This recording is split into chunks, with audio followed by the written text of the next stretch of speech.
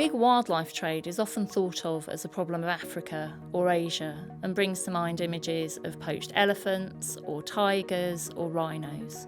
And that ignores the fact that it's a problem in Europe, which is a major consumer, transit and source for illegal wildlife trade.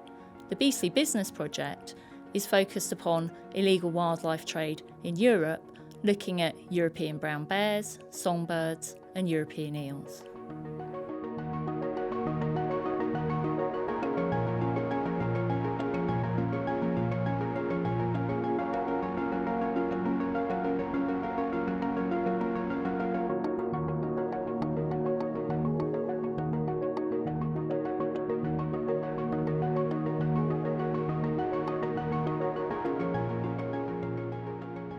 It's estimated that global wildlife trade is worth $220 billion a year.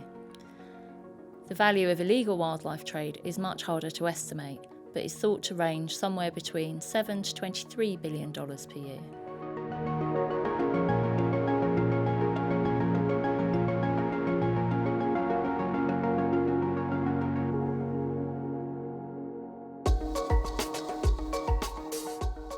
Plants, animals and their derivatives are traded globally every year as food, pets and medicines, curios, furniture, a whole range of things from orchids to python skins to rosewood. Wildlife products, in one way or another, are part of everyday life for people all over the world.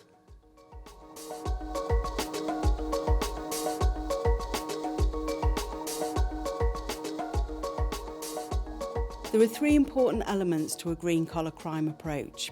First, green-collar crimes are those committed by legal entities, either knowingly or unknowingly, and so it contests those overtly simplistic definitions of poacher, criminal, trafficker or organised crime network. Second, it allows us to draw attention to the environmental harms that are caused by legal and illegal activities.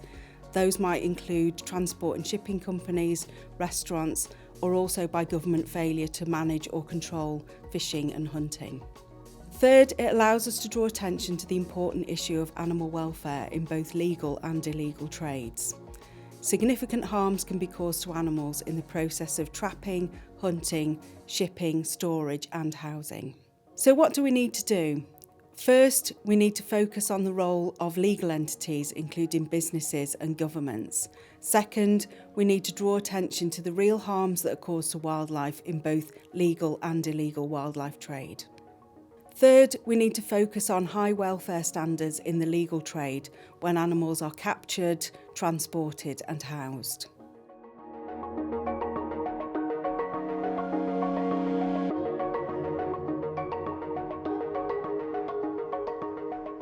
Uncertain scientific knowledge about the status of European wildlife contributes to illegal wildlife trade by obscuring or facilitating the production of harms. Often, green-collar crimes are enabled by incomplete data about the ecology and conservation status of European wildlife. Scientific uncertainty can lead to harms against wildlife in various ways. It impacts public trust by creating a crisis of legitimacy in policy making.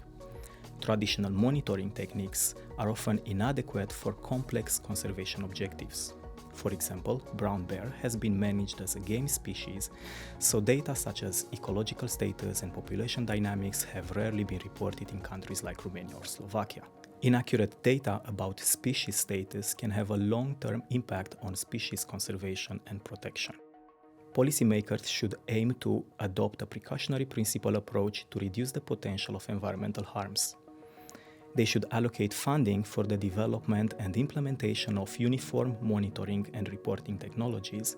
And lastly, they should work together with practitioners' networks to identify solutions and address the impacts of scientific uncertainty on wildlife protection and conservation.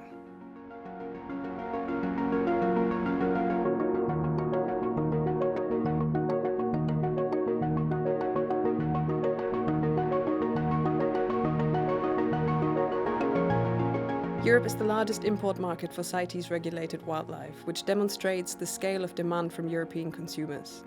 In an attempt to evade law enforcement, illegal activity has increasingly shifted towards the trade in non-CITES listed wildlife, including endemic European species such as songbirds.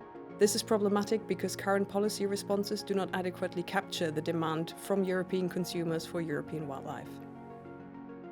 The motivation for consuming illegally traded wildlife rests on the sense of luxury and exclusivity that the consumption and possession of illegally traded wildlife conveys. It is this underlying motivation that policy responses must address, and they can do so in two ways. Firstly, by being sensitive to the cultural context, for example, by running awareness-raising campaigns that demonstrate that contemporary legal activity is fundamentally different from traditional practices. And secondly, by complementing monitoring and enforcement activities with demand reduction campaigns that prevent the transference of illegal activity from one location to another.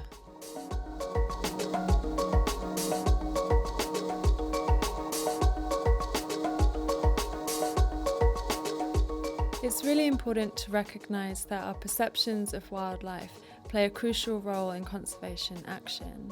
Highly popular species often receive more funding and attention compared to less charismatic or non-threatened wildlife.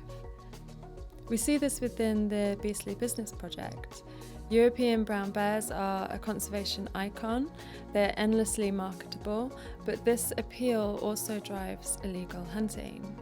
In comparison, the illegal trade of European songbirds impacts a far greater number of individual wildlife, but is going almost unseen across Europe. And while the European eel is not as endearing as delicate songbirds and charismatic bears, they are critically endangered and heavily exploited.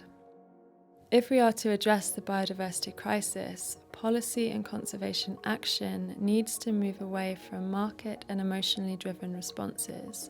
We need to look towards less charismatic wildlife, whose exploitation is normalised and culturally embedded, as these are the species who are most vulnerable to exploitation.